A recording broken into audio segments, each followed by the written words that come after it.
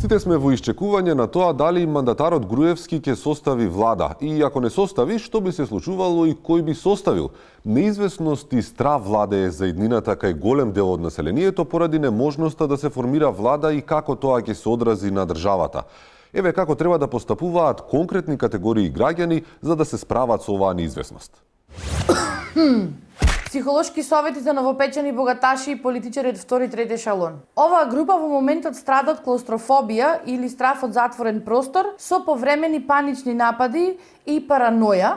Овде веќе здравствена книжка не помага, а и партиската книжка не делува. Потребно е секојдневно вежбање со прошетки во круг и туширање исклучиво со течен сапун.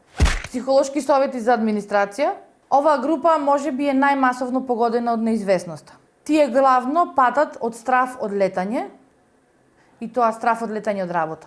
Морам да потврдам дека стравот им е реален, но во овој случај постои еден едноставен лек. Тоа е сончоглед. Освен оралната употреба на сончогледот, исто така се препорачува и вртење кон сонцето. Психолошки совети за студенти. Неизвестноста кај овие млади индивидуи раѓа страф од иднината и го активира нивниот систем за преживување, кој што може да се развие во два правци: борба или бегство.